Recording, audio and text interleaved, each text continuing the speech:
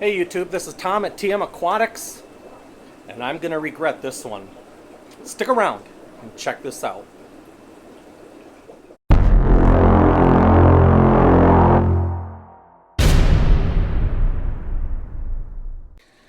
Alright YouTube, you heard me right. I am doing something back in the fish room that I know I am absolutely going to regret in about 2 or 3 months.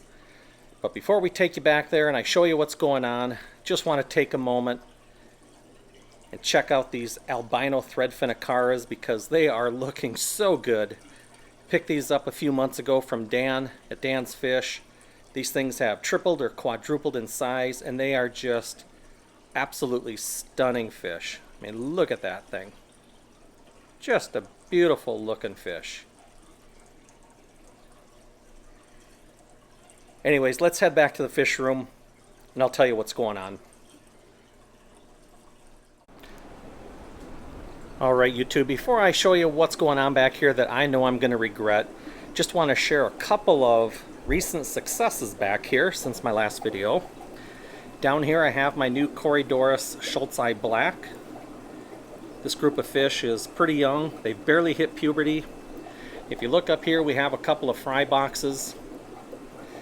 About 10 days ago, I think it was, 7, 8, 9, 10 days ago, had a real small spawn from this group. I think there were maybe 8 or 9 eggs.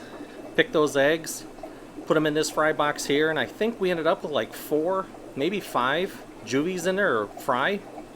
And then there's also a red coral pencilfish fry in there. But then these fish spawned for me again, and I don't know if you can check this out. The camera's picking that up, hopefully it is. But you can see a bunch of little wigglers in that fry box. They spawned for me again and dropped about maybe 50 eggs, and I think I ended up with about 30 fry in there. And they just hatched for me last night.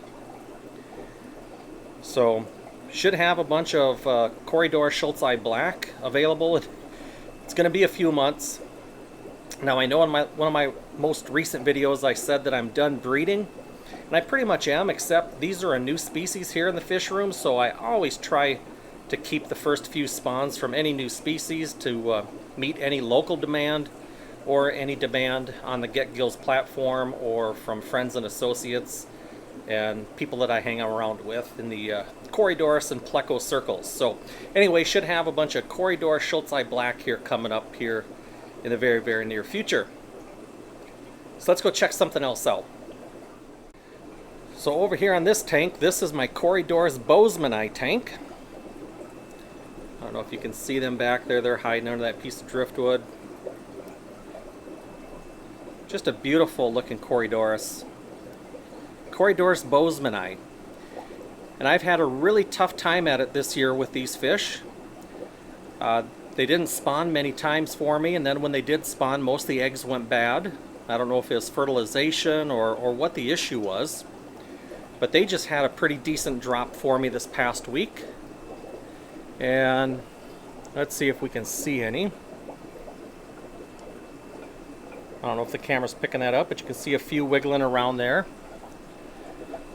They dropped about 50 or 60 eggs, and I think I ended up probably 25, maybe 30 Corydoras Bosmanite fry. So really excited about that, because even though I mentioned that I'm pretty much done breeding for the year, this particular fish, not an easy to source fish in the hobby, and usually demand definitely far exceeds my ability to supply. So the fact that I can grow out and make it available another 25 to maybe 30, I'm super excited about that. But again, it takes a while to grow these things out. Hopefully these Corydoras Bosmanite and these Corydoras Schultzi Black will be available before I actually shut down shipping for the year. So anyways, let's go check out one last thing, and then I'll tell you what's going on back here that I know I'm going to regret. So over on this tank here, a couple things. Number one, you see a fry box in here. My L397 spawned for me.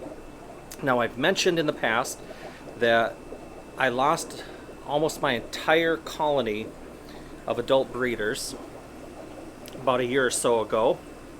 And since then I've only had 3 spawns, and the first 2 spawns the eggs melted or the dad ate the eggs. I don't know exactly what happened.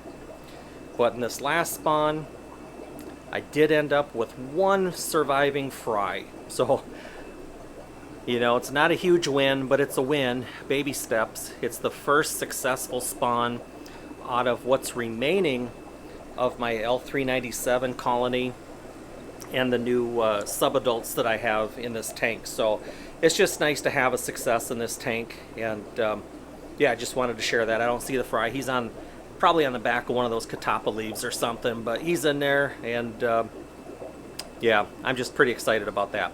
All right, so also in this tank, these koi angelfish. I grew out a spawn of these koi angelfish last year, year before, and I regretted it every step of the way because the amount of tank space and water it takes to properly grow angelfish, and I just don't have that space and capacity here. Now these guys shut down and stopped breeding for me for quite a while, and then maybe a couple months ago they started dropping eggs again, and unfortunately their last spawn I decided to pull those eggs.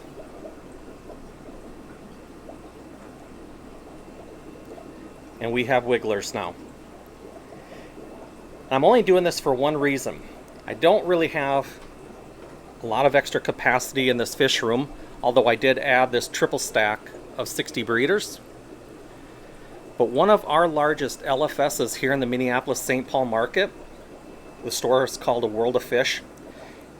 It's been an iconic store here in Minneapolis-St. Paul. It's been the fish store for like 40-45 years.